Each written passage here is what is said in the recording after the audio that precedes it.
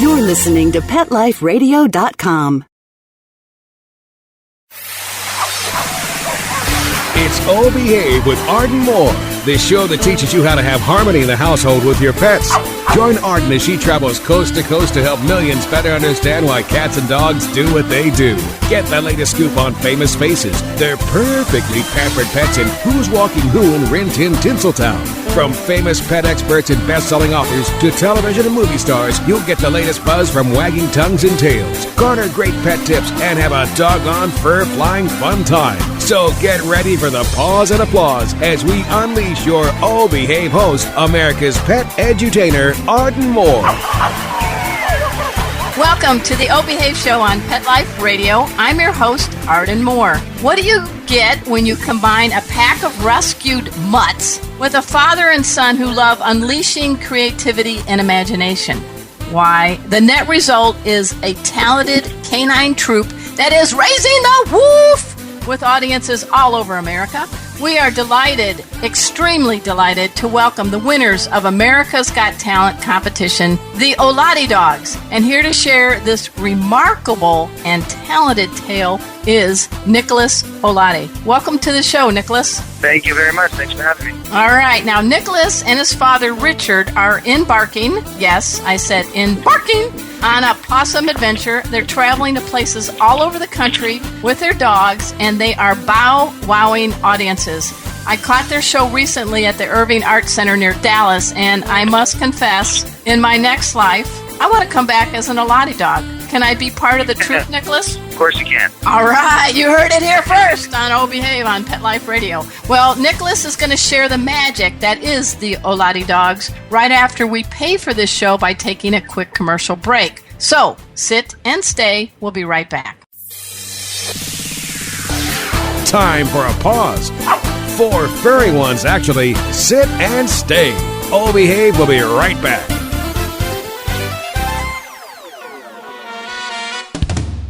Amazing Pet Expos is coming to a city near you. Admission is always free, and your pet is welcome. Shopping, adoptions, free nail trims, discounted shots and microchipping, agility, a pet costume contest, and much more.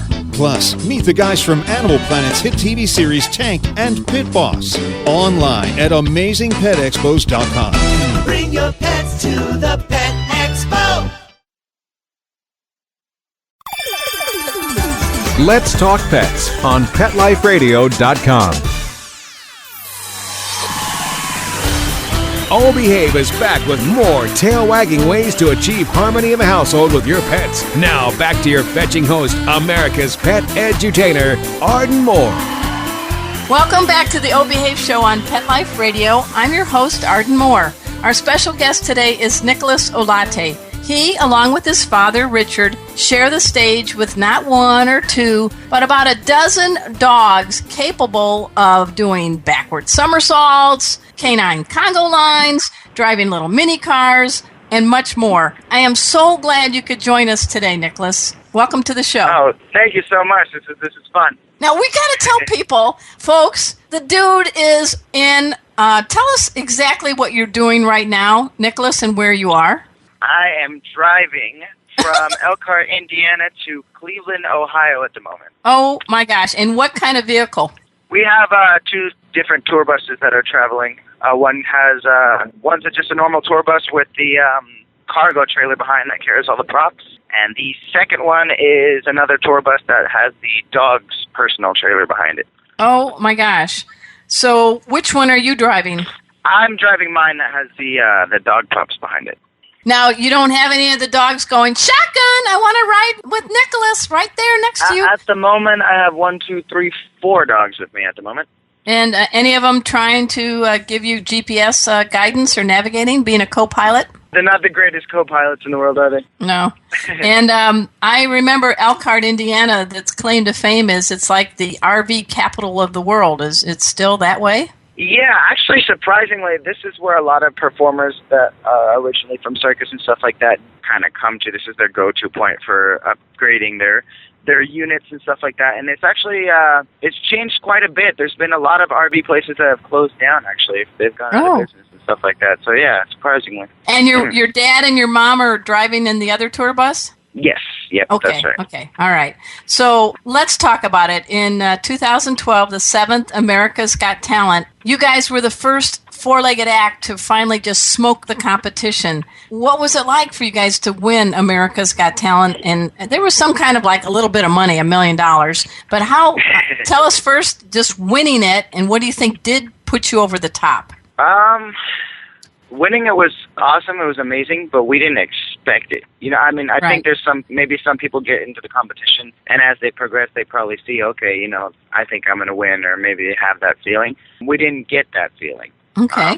Partially because we both wanted to stay grounded as well. We didn't want to say, nah, we got it in the bag, because it's like it's an even bigger letdown if it doesn't happen. You know what I mean? And that wasn't what we were in it for completely anyway. I mean, I know everybody's in it. Obviously, we want to win, but it was just a great experience. We were just excited to be there in general. And it was really an amazing year, because that year was actually the only year, I think it was from the semifinals onward, that there were no singers in the competition anymore. It was just variety, different types of variety acts. So that was the first time in America's Got Talent history that was like that. Well, when you have dogs, though, some people say, it doesn't have a lot of staying power. A cute dog can do a cute little trick. You have to choreograph this, and you had to keep coming up with new things in different rounds. And you have how many dogs now? 12 about? We have 10 dogs that perform, 10, 11, it varies.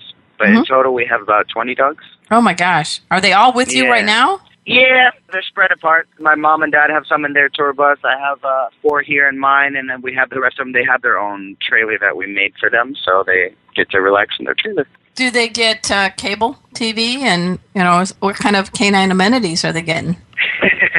They have their own shower. They have their heating and their air conditioner. They have stalls that they go into when they want to eat and stuff like that. And they've got a grooming table. They have a 2-door closet that has all of their snacks and food and all that good stuff. Well, if my husky mix was around, Chipper, she was such a Houdini, she'd probably know how to pick that lock, and you'd have pups on stage if she had her way. Sorry about that. No, that's fine. Now, if they have to go to the bathroom and you're going 60 miles an hour, do they have indoor bathroom facilities? Yeah, actually, the way that we have it set up, my dad, I don't know how long my dad's had it like this for, ever since I can remember, actually, but we put wood shavings down. Like, the shavings that they use for, bunnies and all that stuff. So so it keeps them, there's 2 good reasons. It keeps the trailer clean, and it also keeps the dogs clean and keeps them smelling good for longer. So we'll groom them. We groom them every day before every show. So if there's 3 shows a day, they get groomed 3 times. And so, so when we're going down the road, they can do whatever they want, and we stop every hour and a half or so, every 2 hours, and we go in and clean up and give them some water, and then we hit the road again. So. I can just see, though, if you had to make a stop at a dog-friendly rest stop and out come the Olate dogs, like 20 of them, I don't think you can do that, right? No, but that's actually one of the reasons why the trailer that we have for them is actually very self-containing. They have everything they need in there. They can go to the bathroom in there. We clean up. That's why we have to be so on top of it, because we go in and we clean up, and just to make things always clean and hygienic for the dogs. Now, when you were in the competition, I think it was your little dog Loka is the one that Sharon Osbourne was trying to dog nap in a good way. Tell us about that story. I think she just fell in love from the first time. She saw Loka, and she was really, really excited about her, and she said that she reminds her of Ozzy Osbourne because of Loka actually she's all black and has white accents. And actually, Sharon was the first one to point it out to us. It was one of those things you don't really realize until somebody points it out. But Loka has, white lines on her chest that make, a perfect cross. And I had no idea. Yeah, and Sharon was like, hey, she has a cross. And we're like, oh, hey, yeah, she does. And describe Loka to the listeners, because she's small but mighty. Yeah, Loka is, she's a Yorkie Poodle mix. She's very small. She's black. She has she has 1 white paw, and she's got, as I said, the white cross on her chest. And Loka actually is the Spanish word in the translation, means crazy, because she's kind of crazy sometimes. She's very, not moody, but she has, different moods that she'll just randomly get into, and it's pretty funny, because, she'll be, super, relaxed and tranquil, and then all of a sudden, get super hyper and just take off and start running around and barking and jumping off things and, pulling on a dog's ear and then running around, and you're just like, what the heck? All of a sudden, then she'll just stop, and then she'll relax again and then fall asleep or something. It's really weird. Pretty well, funny. every act needs a doggy diva, don't you think? That's right. And because she's little, though, but I saw her on stage, and you guys did a great job, and at the Irving Theater. She's little, but tell some of the things. She's in a Congo line. What are some of the things that Loka does? She's in a Congo line. She does a doggy fashion show where she's sporting the newest of the Olate dogs, doggy costumes. She also helps with Lily, which is our kind of, I guess would say, the main dog. She's the one that does the backflip and the handstands and stuff like that. She helps with holding up Lily when she does her handstands. She helps with Toby, who does the scooter trick where the dog rides the scooter. She does a lot of stuff. Look at a lot of stuff. She's got her own act where she's a food thief. Oh, yeah, I saw that one. Yeah, so she does a lot of stuff. I think, is it Oso, the biggest dog? Yeah, Oso. So tell us about Oso. We want to go from little to big. Okay, Oso is, he's a big standard poodle, very large. He looked like he was, playfully trying to be a canine boxer, standing up on his legs with your father a few times. He's got some good jabs. Yeah, my dad and I always play with Oso like that, and it's become a habit of him doing that, so it's pretty funny. People seem to enjoy it. We actually, before, we have another dog, almost the exact same size as Oso, and looks almost the exact same, except for he's, really, really dark black. Really, really dark black. And there was a time where we wanted to do a little skit of having me in one corner and my dad in the other, and they would go and kind of do this little boxing thing. Yeah, that might become a reality in the future. We're not sure, but yeah, that was a funny concept that we came up with. And what's this dog's name? The one that's the black version of Oso? Oliver. Okay, so tell us about Oso. What's Oso's claim to fame in the show? Oso's just exceptionally large. That's his claim to fame. He's famous from being big. No, but the first time that he ever worked on stage was in the finale of America's Got Talent. When you make it to the semifinals, obviously you put everything. You obviously always want to progress in the show, and so everybody, we personally we have really good tricks that we had been kind of training the entire show for. And so we kind of held off some things. You have to really be kind of meticulous about what tricks you want to put in for each round and stuff. But when you get to the semifinals, since it's such an important, more so I think, more important than all the rest of them, you put everything into that performance so that you can make it to the final. But when you make it, that's kind of okay, we ran out of tricks now. So it's kind of okay, what are we going to do?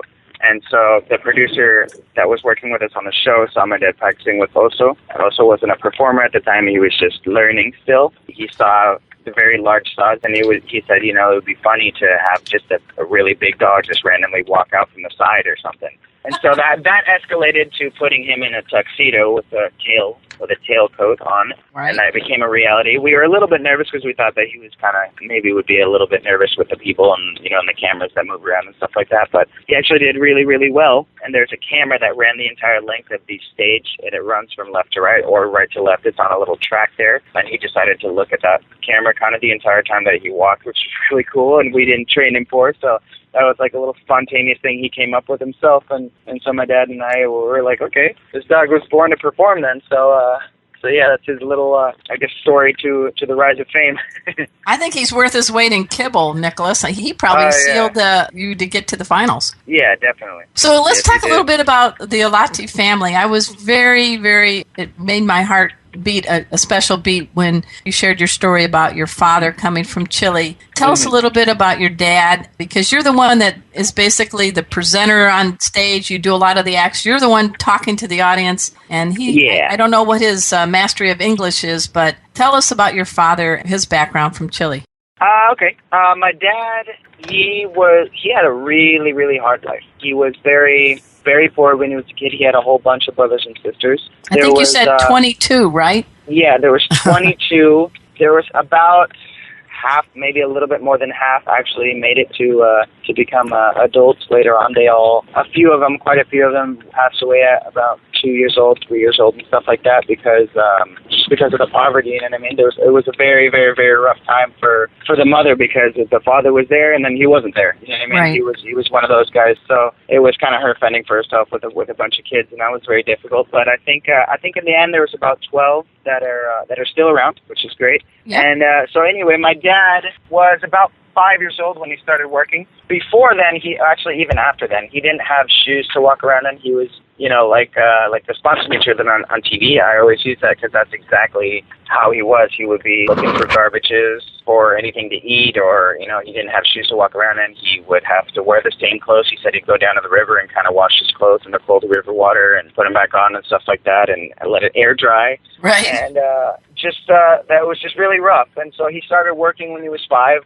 He would sell spices or sell fish at the pier, or sell newspapers, or he'd be peeling potatoes or selling popcorn or whatever. He would just do every single thing. And to this day, there's still things that, we'll see in a store or whatever. And he goes, oh, yeah, I used to sell that at some point. I remember I sold that for like a couple days. I sold that, and then I moved on to this. And that's just how it is. But yes, in a way, he was taking care of his family pretty much at the age of 5, selling things and selling things and selling things until he was about 12, he said, and that's when he found a dog on the side of the street. I mean, there's obviously always dogs on the street. Over in Chile, there's a lot of stray dogs. Right. So I don't know if he didn't really, I don't know if he didn't come up with the idea of it, but when he was 12, he got the dog, and his mom kind of helped him a little bit with, like, thinking of a way to kind of make the dog do the trick, or kind of, finding a way how to train, because they had no idea. It was just trial and error. And eventually, my dad got the dog to do a trick, and he said he fell in love. He said he was so excited that, because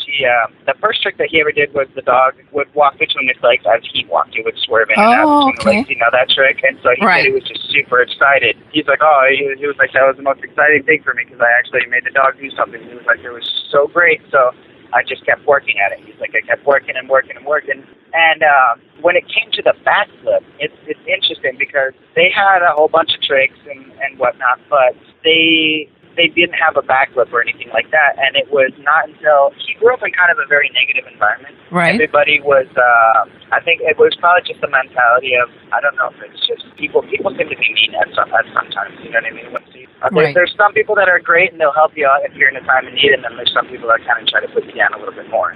Well, anyway, unfortunately, my dad had to grow up around people like that a lot of the time. And he said, he goes, now that I think of it, I think they were pulling my leg, but the joke's on them, because he said somebody mentioned to him, he's like, hey, I saw a dog do a backflip one time. And my dad's like, oh, really? And he's like, yeah, I saw a dog do a backflip. It was amazing. And my dad's like, oh, that's great. And so it was like a little light bulb. He's like, okay, I'm going to teach my dog how to do a backflip. But he goes, now that I think back on it, he goes, that guy was kind of a sketchy guy, so he might have just been pulling my leg when he said that he saw a dog do a backflip. But he goes, the joke's on them, though, because I actually did get my dog to do a backflip, and so that helped out. You know what I mean? And so that took the dog act, obviously, to another level, and then that kind of helped them with getting different contracts with different circuits that traveled around South America. Yeah, he traveled a lot, but they were still, it wasn't like they were completely out of poverty or anything like that. They were still kind of in a struggle. They were still living in a tent. Of course, they always had dreams of coming to America. My dad said he'd see little commercials on TV or something of America, and it would always be like, wow, I wish I could one day go to America. But that was kind of, my dad's very realistic. He's a dreamer, but at the same time, he didn't have kind of time to dream, so to speak, you know what I mean, growing up like that. It was always like, okay, we're going to reality. Everything is very reality. So they do in 1989, and there was a scout from a show called Circus Vargas in California that came up to them, and he was traveling to a couple different countries and visiting different circuits looking for acts, and he was only looking for one more act, and he was actually looking for a flying act, a flying trapeze act. He wasn't even looking for a dog act, but he just happened to go to the circus that my father and my uncle were working at the time, and he saw the dog act, and he's like, wow, that's amazing. So he gave his business card to one of the guys that were on the show, one of the employees, and he said, can you tell the Olates to meet me at this hotel? And he wrote the name down on the back of the card, and he said, tomorrow at 10 o'clock, because I would really like to speak with them about going to America. And so the guy took the card to my dad and his brother, and my dad told me that guy was, he was like, he liked to drink a lot. He was kind of like I guess the circus drunk, you would say, or something like that. So, so they didn't know. They thought that he was pulling their too. He's like, no, you can't trust this guy because he likes to play jokes or whatever. And so they're like, forget it. And they went to bed, right? Right. So my dad said he woke up the next morning pretty early, and he was telling his brother, he's like, let's go. He goes, because what happens is, it could be a joke, But if it is a joke, we only walk like 2 miles or whatever, and we walk 2 miles back. That's it. But if it's not a joke, then our lives are going to be completely different if everything works out. And so his brother's like, oh, I mean, if you want to go, let's go. We'll give it a shot and see. I don't think it's true, but we'll see. Right. And so they walked up to a hotel, and he said it was like a huge, big, fancy hotel. And they walked in the door, and they were like, the lunch. And the guy's like, oh, yeah, come here. And so he like opened up a door or whatever, and there was a big table with a whole bunch of executive people there. And my dad and him sat down, and they discussed some things. And about 2 months later, they came to America. And the rest is history. And we're going to need to take a quick commercial break. And when we come back, we're going to talk about the hidden talent behind this all, your mom, Rebecca, and also a little bit more about you and your singing talents. But we got to take a quick commercial break. So everybody sit and stay. We'll be right back. Time for a walk on the red carpet, of course. All Behave will be back in a flash right after these messages.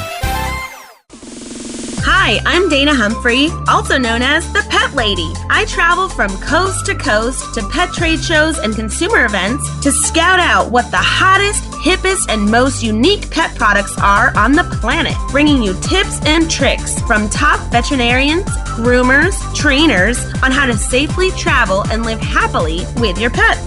The Pet Lady will be in a city near you, showing off the latest and greatest tech pet gadgets, cozy comforts, and fab gift ideas for man's and woman's best friend. You can learn more at thepetlady.net or connect socially and tweet with me at PetLadyWorld. Let's talk pets. Let's talk pets On Pet Life Radio. Pet Life Radio. PetLifeRadio.com. Hi, this is Amy Schumer. You're listening to Arden Moore on Pet Life Radio, where they keep it real and make everyone feel like they're pets. We're back from the lot. Just checked the paper and we had a record showing at the box. The letterbox, that is. Now back to Oh Behave. Here's Arden. Welcome back to the O Behave Show on Pet Life Radio.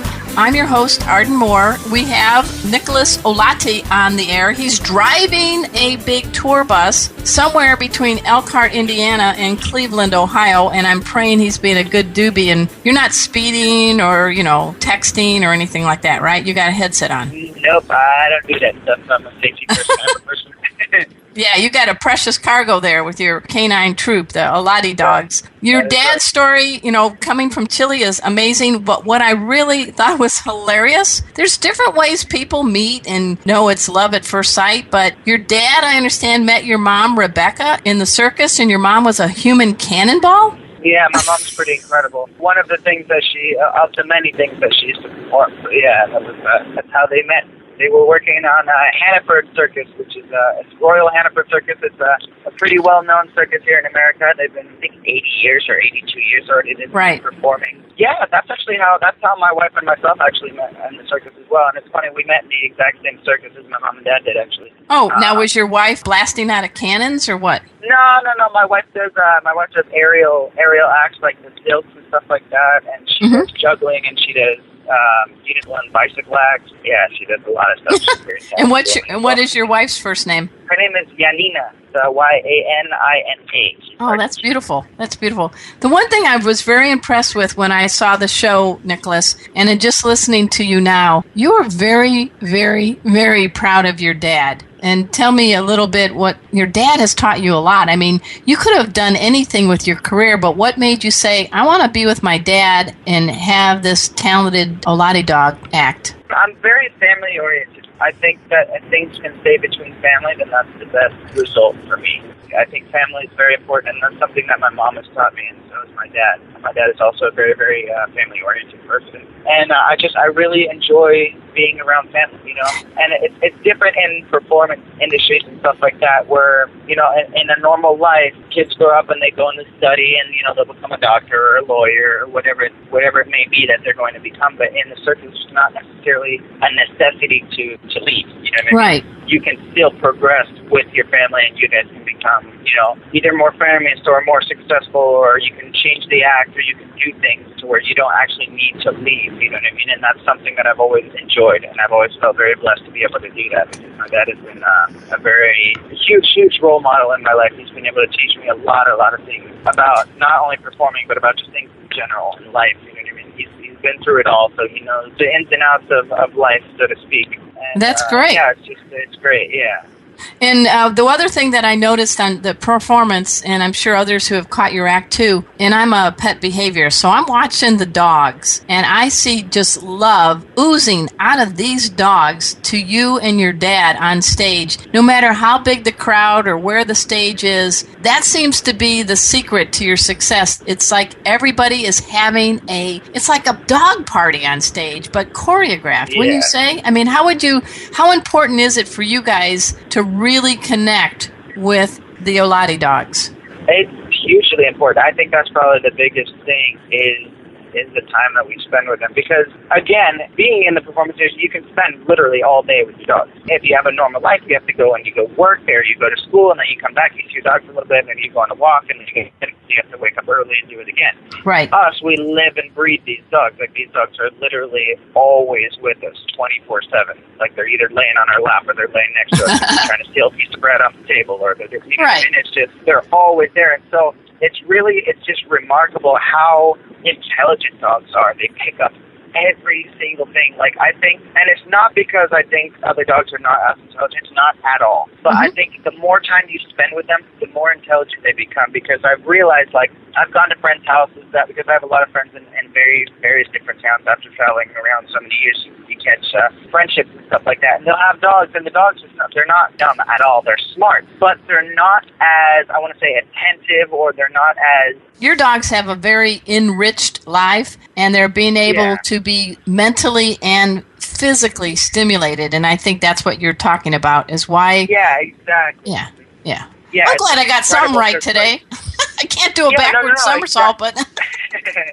No, but that's exactly right, because you know, there's the old saying or whatever that people used to say a long time, oh, dumb dog. But it's just completely just the opposite, because it's ridiculous. Dogs understand words.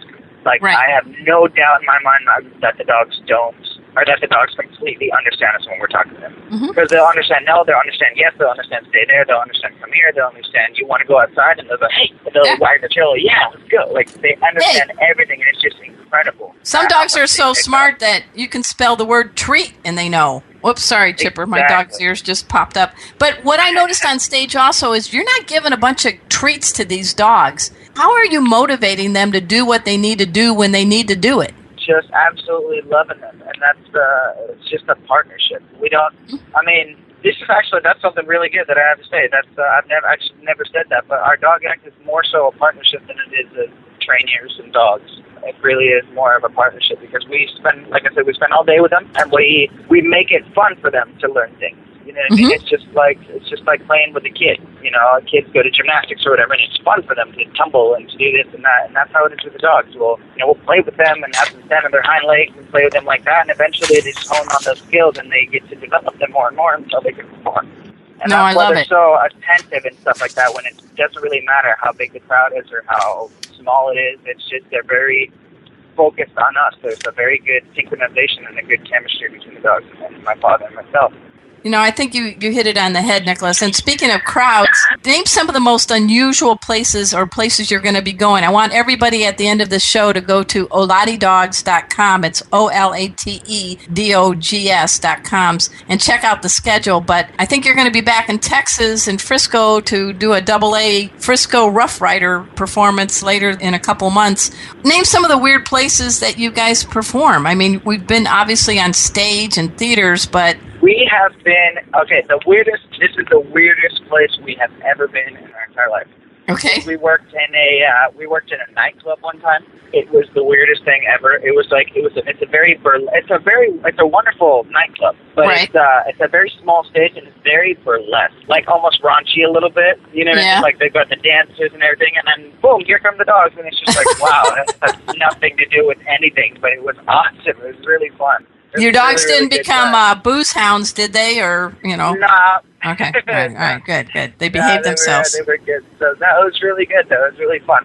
But I want to say that was probably the weirdest place that we performed. It's just like a nightclub. I never thought we'd perform dogs in a nightclub. You guys have been traveling a lot. I don't know how many places you try to hit in a year. What's happening in 2015 that we want to tune into? Ooh, 2015 is going to be very, very busy. We have an estimated 60 more or less hour-and-a-half theater shows that we're going to be doing throughout the country, which they will always be obviously updated on AlexaDogs.com, and you go to the schedule. It should be there as soon as we get those dates confirmed. But we're really going everywhere. We don't stop. If we're not performing, we maybe have a day off to relax, and then it's hitting the road again. We are everywhere constantly. On the 26th, we are flying out to London, England. It's going to be the first time we go international to Europe. Yeah, we're going to do We're going to do a TV show over there. We're going to be over there for a couple days, and then we come back, and then we're going to Orlando, Florida, and then after that, I think we're going over to California. Yeah, it's crazy. We have a really crazy schedule, but it's awesome. Very crazy, but it's at least organized. You're going to fly all the dogs across the pond to England? We are flying with 6 dogs. We're going to take 6 dogs over there. My mother and my wife are going to stay here, since it's only a few days that we're going to be over there, and then we'll be back. Yeah, and then we're actually in talks with people in Germany as well, and in Italy as well. Gosh. And yeah, so we're gonna be international here pretty soon. Yeah, excellent. Now, what I did also like about your show is, and probably you do this on other occasions, but part of the proceeds you gave to a local humane society in the Dallas area at your show. Yeah. Is that something you do on when you can? Yeah, we do that. We actually do that a lot. We do that a lot with our theater shows. We try to get in contact with the local shelters and help them out as much as we can. I mean, that's always been something that's been really important to us. Helping promote animal rescue, or if we can get people to rescue animals, that's great. And just give whatever we can, give back. That's what we always try to do. Now, when you're not driving a bus, having a dog show, or just sleeping, you're playing the guitar. So how can people learn more about your music career? I enjoyed your song on stage. Oh, thank you very much. Yeah, they can actually go to domomusicgroup.com and go to the artist tab, and I'm in there. You can read the profile and the biography and stuff like that. We are currently working on a mixtape. I already have one album out that's on iTunes and Google Play. It's called Think Big. But we're currently working on a second mixtape at the moment. I'm constantly, whenever I have downtime, I'm flying out to LA and working with a lot of big-name producers and songwriters. And, so we're just, it's a work in progress. It's a little bit of a slow process, but it's a slow, very necessary process for artist development and seeing what direction I'm going to go with music. But it's definitely fun. Very, very fun. Now, if you can get your dogs to be backup vocals, I don't know. I think there's a platinum record there. The dogs actually, believe it or not, have an album that's out on iTunes and Google Play as well. It's a Christmas of course album. They do. I didn't know that. Yeah. It's called the Olate Dogs Christmas album. Oh, it's for the holiday season. But yeah, it's the dogs barking a whole bunch of Christmas carols and stuff like that. It's pretty funny. Okay, for all the folks that are listening, we're going to wrap the show up. What is the one message you'd like to give all the folks that are lucky enough to have 1, 2, or maybe 20 dogs in their life like you do? Treat them like gold, because dogs are actually, for my family, they're just angels. It's just the unconditional love, and they're always by your side no matter what, and they're just there for you. So, just treat them the way they need to be treated. Treat them like gold, and spoil them. Spoil them, because dogs are definitely amazing, and yeah, just treat your dogs very, very well. Hey, folks, we've been speaking with Nicholas Olate, who probably has drove through 3 stoplights, I'm just kidding, on his way from Elkhart, Indiana, in a big tour bus to Cleveland, Ohio.